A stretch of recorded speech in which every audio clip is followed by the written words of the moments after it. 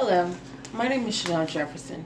Today I am going to try to persuade you to get involved in your child's education if you already aren't. Do any of you have kids? And if so, are you actively involved in your child's education? Educational failures have increased by a lack of parental involvement.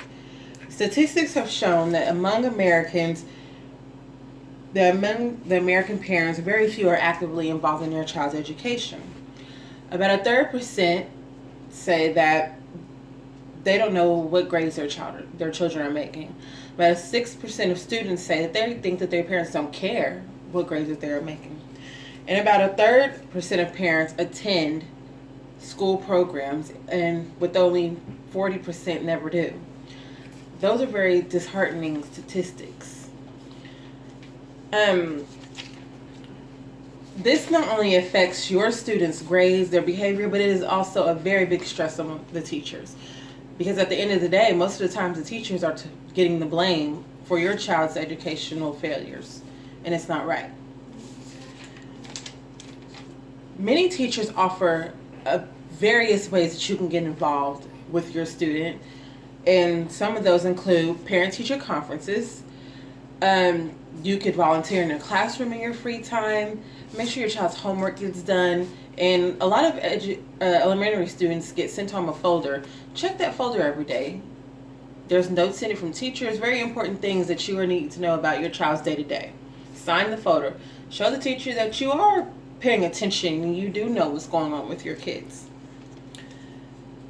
The more you pay attention, the better off your child will be. The better their grades are, the better they behave in class, the frustration that it takes off the teacher, the confidence it builds in you and your kid, the foundation that it builds for further your child's education.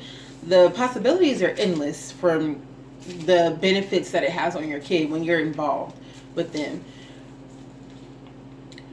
There are, of course, some barriers, and the Project Appleseed has named a few that they've got from parents that, and teachers as well, that they feel are barriers that are hard to overcome to get involved with your student. The lack of time, the lack of understanding of a parent communication style, the lack of communication between parents and teachers, the misperception that teachers have on the parents and their ability to help their child or to educate their children. Although these are very huge barriers, they are manageable barriers. The sooner that you start getting involved with your kids, the better it'll be on them for the long run. I'm not saying that you should never, if it's too late, it's never too late to get involved in their education. But it is easier to help mold a younger child than it is an older child.